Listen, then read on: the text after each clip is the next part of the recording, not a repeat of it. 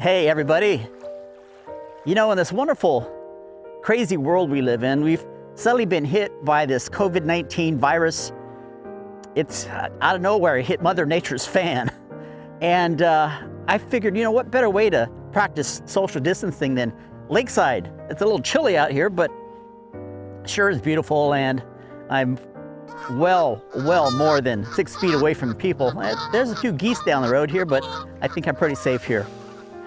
So what I wanted to do today is to give you all a little relief from all the pandemic and self-quarantine news that we've been inundated with for the past, going on 3 weeks now. And, you know, take you lakeside and show you a little bit of the last place that I was in, Mexico, and that's beautiful Mexico City. I stayed in the Zocalo area in a hotel called Central Hotel or Hotel Central. One of the two, I'm not really sure anymore.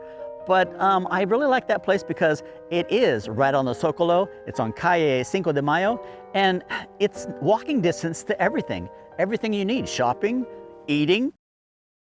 Yeah, sorry about that. I'm still trying to get used to the personality of this new camera. But when we finally get the all clear from all this, and you have the itch to take flight somewhere, you might want to consider Mexico City at least for a day or two.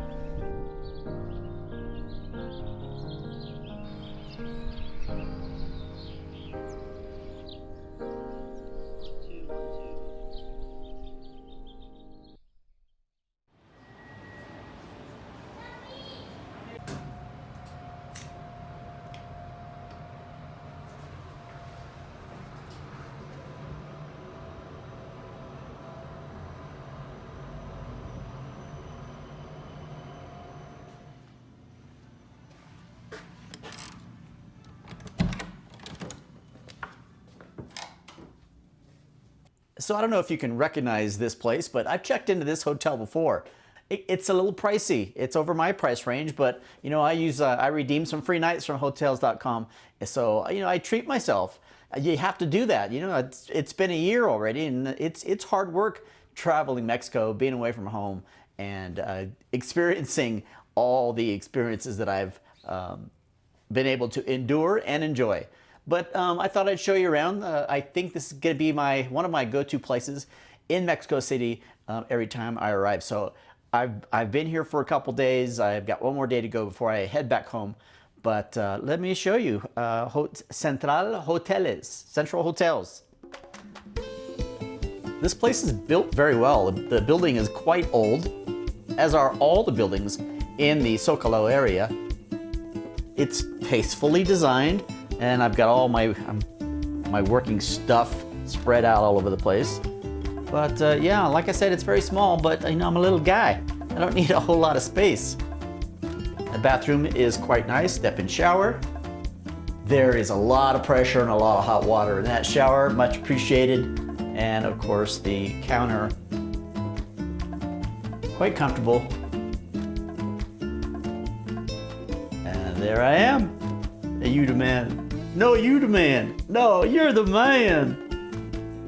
I'm an idiot. It's pretty quiet, you know. I'm on a major road. These windows, I don't know, they're probably double paned. They're not as old as the building, obviously.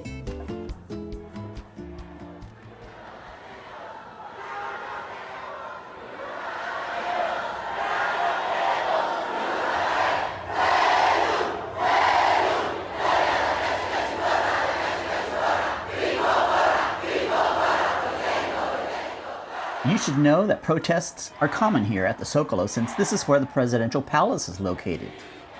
I have witnessed several protests here over the year, and they always seem to be well organized and orderly, and sometimes pretty impressive. So there you go, quick little tour. I'll show you downstairs if I can, but security is tough down there, and I know they don't want people shooting video all over the place. I was impressed today, or yesterday when I checked in. I had an early flight, so I had to kill some time. They told me the bar over there, although you have to pay for your drinks, the food there's free. The breakfast is free. It's a hot breakfast. It's a great deal. You know, Mexicans, they sometimes eat lunch meals for breakfast. While there's hot breakfast spread out where you can choose from, there's little sandwiches, and I scoop them up, wrap them in a napkin, and eat that for lunch.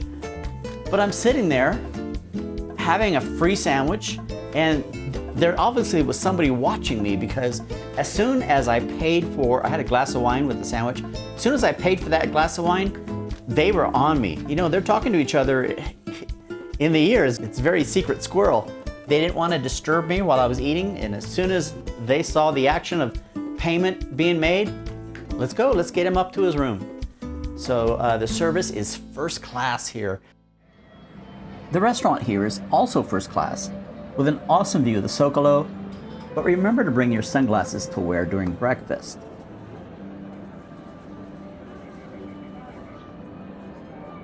As you can see, the city was very alive this weekend, since there was a fair or exposition featuring entertainment, food, and crafts from all 32 states of Mexico.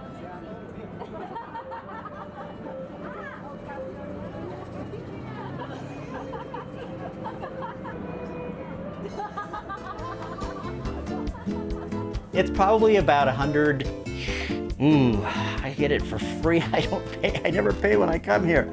But I don't know, it's over $100. Not so much over that it'll really break your bank, but if you're here to vacation, spend the money. It's a good place. And there's food, there's restaurants everywhere. Only 3/4 of a mile down Cinco de Mayo is the Bellas Artes and the historic post office. That is very interesting. And I think I'm gonna show you the post office here pretty quick. All right, so when it does become time to reserve hotel rooms, I am proud to say that I am now an affiliate of Hotels.com. So I've included a link in the descriptions below. Go ahead, browse around. I do get a small commission for any purchases made. So Hotels.com.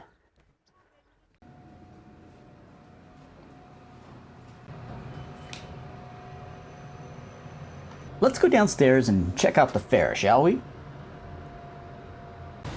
Security is in full force today, of which I approve.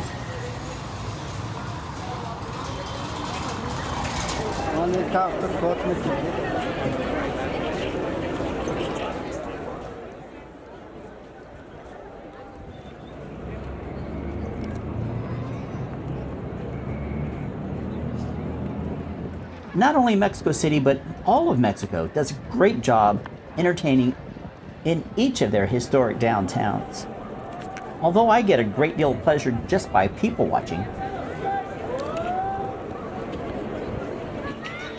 today the entertainment was increíble. One quality show after the next, lasting well into the evening.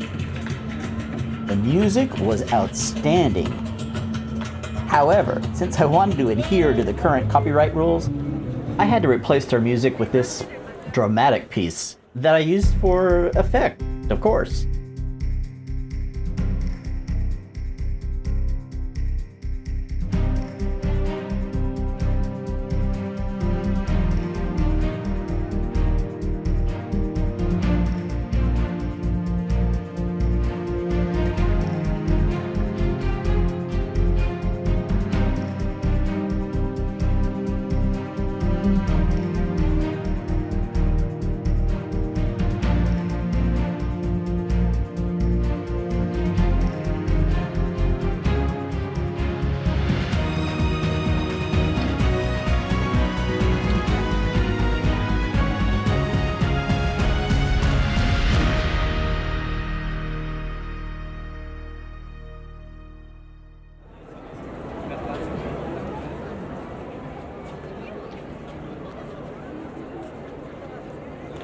I tried to check out as many booths as possible, but with 32 states, I had to revert to a more effective method, like limiting myself to the booths with pretty girls in them. Anyway, there was one band that really caught my attention since they played a type of music that I'd never heard before. It was a classic Latin guitar mixed with an urban flair with a gypsy flamenco fusion. They really got my attention. The name of the band is Lirio Azul, and like before, I cannot play their music on my video, but I'm sure they have a website.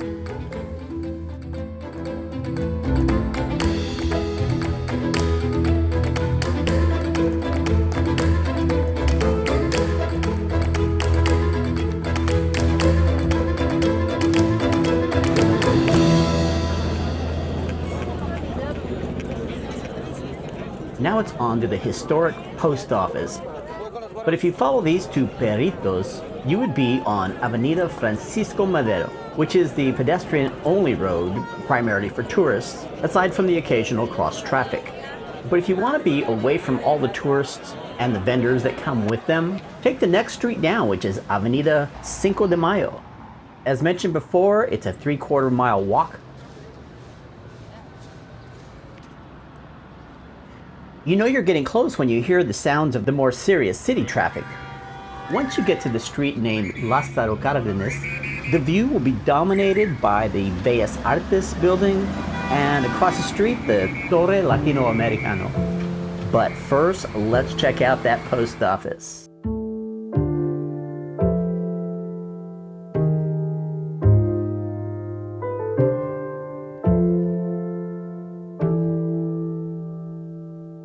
Right catty corner from the Bellas Artes is this ancient, old 1800s, 1920s is what it reminds me of, post office.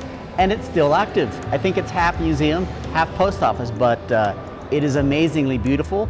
If you want to buy some points within your family, if you have any old aunts or uncles like I do, I buy postcards and I mail them from here. My aunts love when they get postcards from Mexico. So it doesn't take too much. I think I paid 3 postcards, 34 pesos, dirt cheap. But Andy filled out the postcard first, and now the stamps are longer and it covers the address. Don't be like Andy. But let me just give you a couple snapshots of this building because it is absolutely amazing.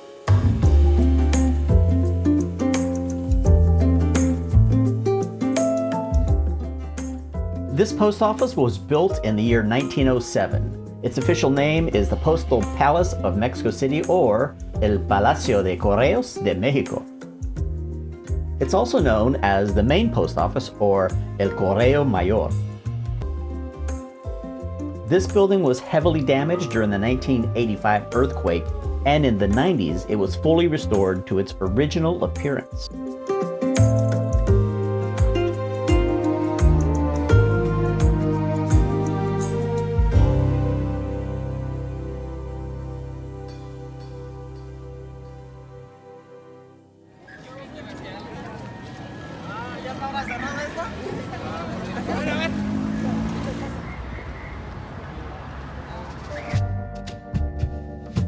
This beautiful building is the Palace of Fine Arts, or the Palacio de Bellas Artes. But the first thing you should know is that it's free to visit on Sundays, although you still need to get your ticket at the ticket booth.